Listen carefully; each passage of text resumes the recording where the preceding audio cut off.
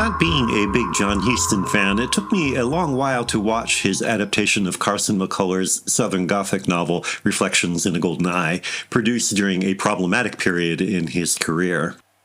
That self-imposed delay just shows how limiting prejudices can be sometimes, because Reflections deserves serious attention, despite my mixed feelings about the director. Atmosphere is not often valued in American film. Immersing viewers in the physical world of a time and place requires slowing down the story, and Hollywood has always specialized in rapid pace and action.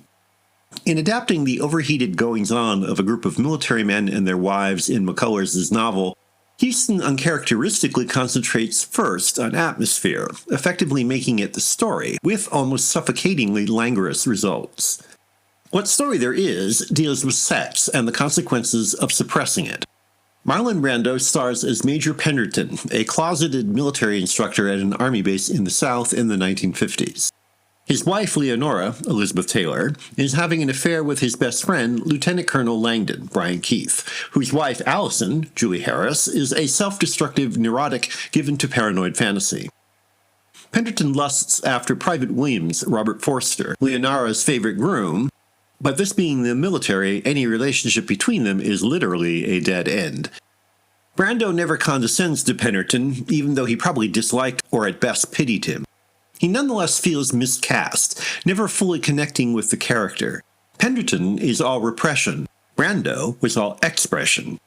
His method emotionalism, whether bursting out or tightly wrapped, seems more self-conscious and contrived than felt. Taylor, on the other hand, is just about perfect as the spoiled, not particularly bright daughter of a general.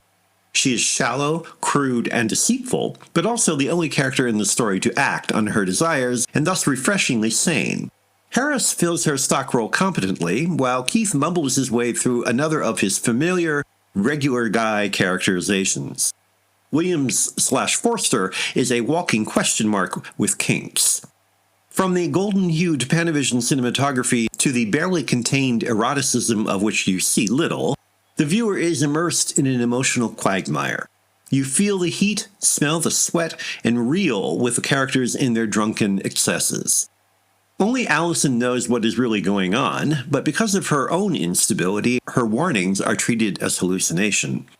The pervasive neurasthenic hysteria produces outbursts of grotesque violence which are quickly swept under the carpet in the name of social propriety.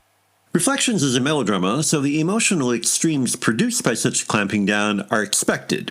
It is far less common in making homosexuality a central issue, and treating it with unusual candor and sympathy for its time, 1967. Things flow slowly and inexorably toward an ending both tragic and predictable, saturated with the physical distractions usually overlooked when telling a story. The story still unfolds, but it arrives stinking like a swamp of fetid emotions.